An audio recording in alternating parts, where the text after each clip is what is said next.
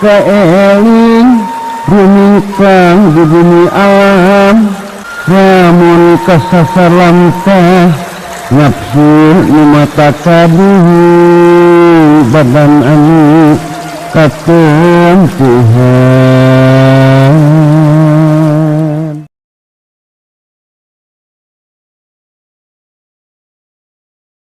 Lamun dina bab kasampurnaan puasa cek kasauran Tuan Si Abdul Qadir Al-Jilani radhiyallahu an,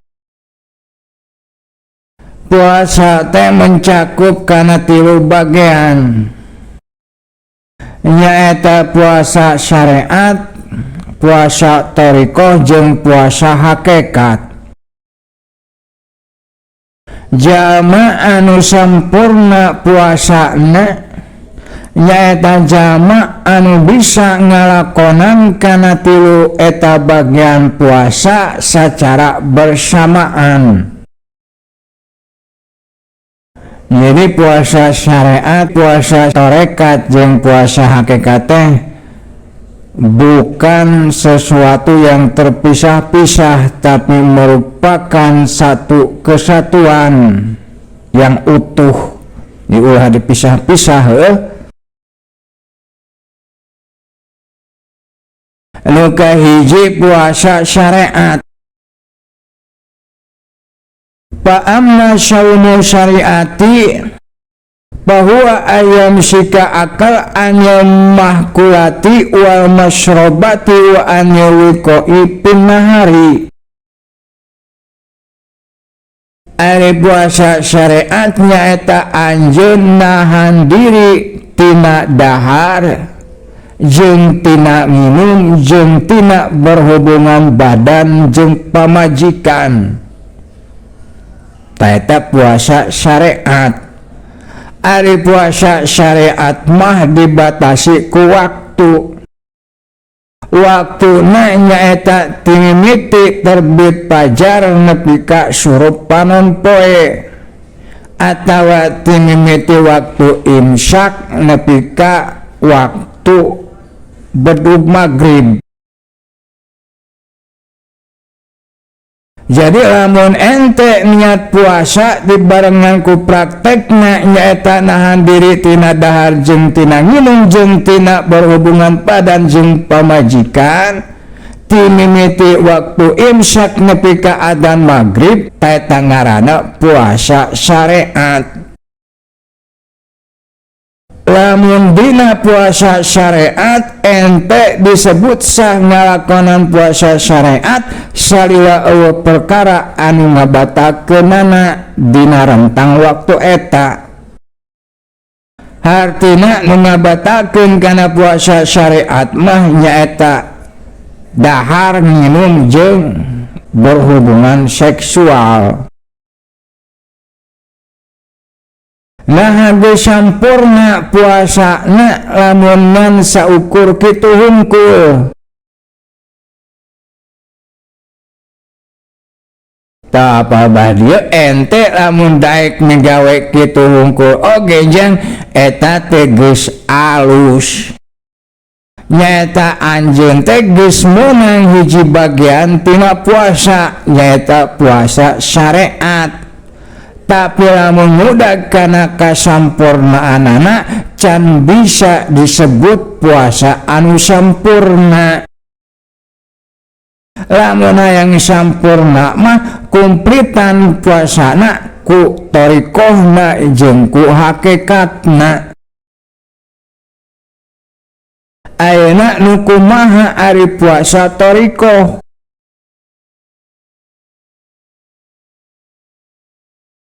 Wa amma saumu thariqati bahwa ayam syika jami'a a'daihi anil muharramati wal manahi wal jama'i.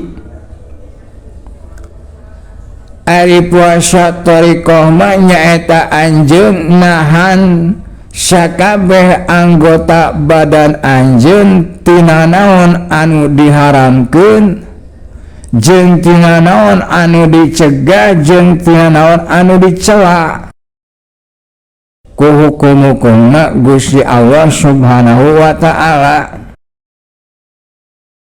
Ari anggota badan anu dimaksud teh nyaeta meliputi panca indera, akal, pikiran, hati, nafsu. Panca indera contohna ceuli, puasakeun ceuli tina ngadengikeun kagorengan batur. Contohna deui panon, puasakeun panon ente tina ningali aurat, tina nonton gibah, tina ningali pornografi, porno aksi jeung sajabana. Contohna deui lisan, puasakeun lisan tina ngabohong, tina ngahujat, tina ngahina, tina moyokan ka batur.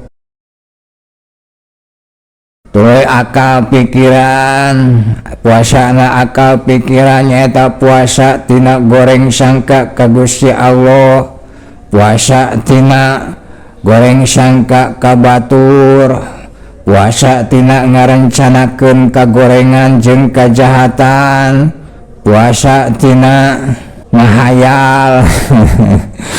Tuluy amal, ulah loba teuing lamunan. Tuluy hate puasakeun tina sombong, tina ujub, tina ria, tina iri dengki, tina mika cinta kana dunya, kana harta, kana pangkat jabatan, kana kakawasaan, kana katenaran jeung saterusna. Tuluy nafsu, puasakeun nafsu tina ambek kapegung, tina cawadan, tina ngarasula jeung sajabana. Taeta ngaranna puasa torikoh. Intina tina puasa torikoh teh nyaeta puasa tina maksiat dohir jeung maksiat batin. Lamun puasa syariat waktuna dibatasi, buka teh lamun datang bedug maghrib ari puasa syariat mah sedengkeun ari puasa torikoh mah puasana teh beurang jeung peuting saumur hirup ente di dunya. Bukana teh engke di sawarga, bukana teh. Jadi ari anu ngabatakeun kana puasa torikoh mah lain dahar jeung minum, tapi anu ngabatakeunana teh nyaeta maksiat dohir jeung maksiat batin. Lamun ente maksiat dohir saperti zina atawa judi atawa mabok atawa nonton teu pararuguh atawa mukakeun aib batur atawa goreng sangka jeung saterusna, mangka puasa torikohna batal. Atawa lamun ente maksiat batin seperti ujub, ria, sombong, iri dengki, sarakah, medit jeung sajabana, eta oge ngabatalkeun kana puasa torikoh. Ayeuna kumaha lamun batal jang?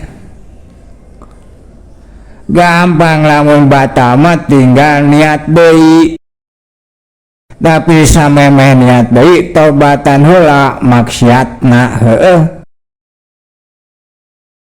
Nu katilu puasa hakikat. Wa amma saumu hakikati bahwa imsakul fuadi mimma siwallahi ta'ala wa imsaku siri ammahabati musyahadati ghairullah. Jeung ari puasa hakikat nyaeta anjeun nahan puad anjeun tinu salian Allah Ta'ala, jeung nahan sir anjeun tina mika cinta kana nyaksi kasalian Allah Ta'ala. Jadi ari puasa hakikat mah nu puasana teh puad jeung sir. Ari puad nyaeta lapisan hate bagian jero. Lamun secara lapisan hate teh berlapis-lapis. Lapisan pangluarna disebut kosrun, tuluy sodrun, tuluy kolbun, tuluy lubun, tuluy puadun, tuluy syagopun, tuluy sirun. Tari puan teh aya di tengah-tengah bagian jero. Dina puan teh aya cahaya ilahi atawa cahaya makrifat. Anu ku ayana eta cahaya makrifat mangka puad bisa musyahadah kana tajalli-tajalina Gusti Allah boh di alam hisi boh di alam maknawi. Alam hisi contohna seperti alam dunya, alam maknawi contohnya seperti malakut, jabarut, jeung lahut.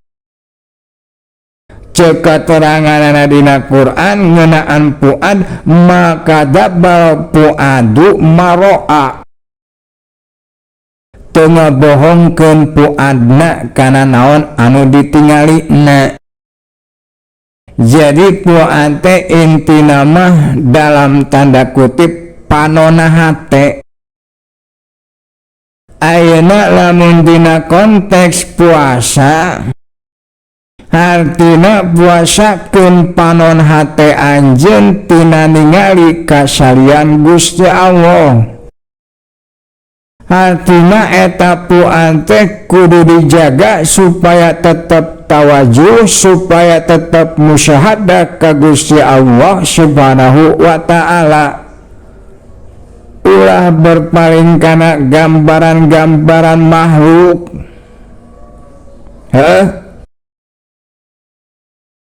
Artina gambaran makhluk naon wae nu katingali ku panon kepala ente tadi dinyalah puan kudu nyaksi kudu ningali kana tajalina Gusti Allah.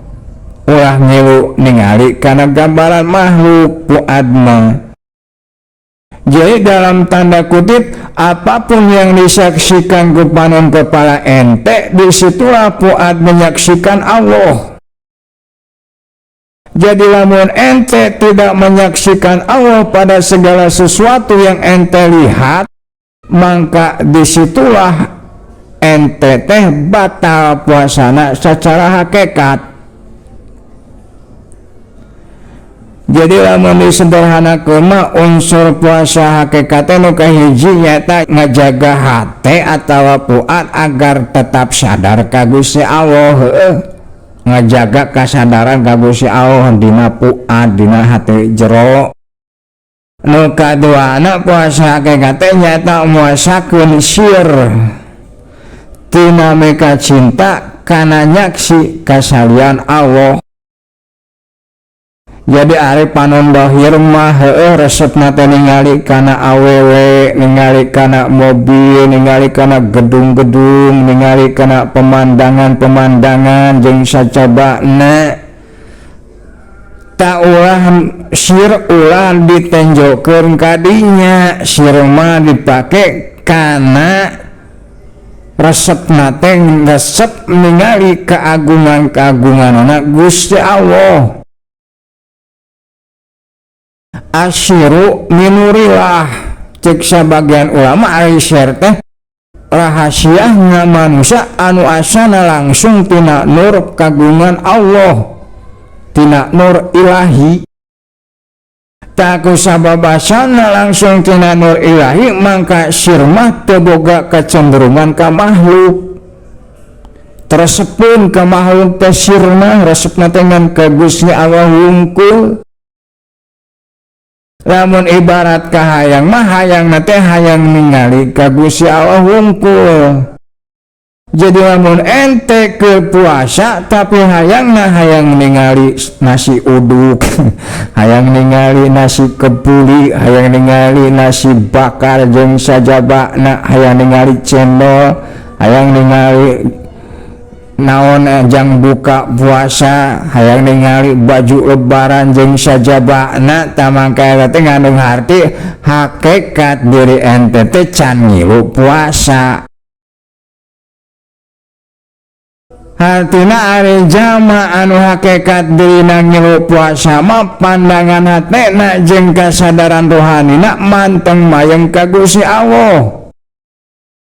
Teu kapopohokeun ku gambaran makhluk, teu kalalaekeun ku gambaran makhluk, teu berpaling ka gambaran-gambaran makhluk gitu.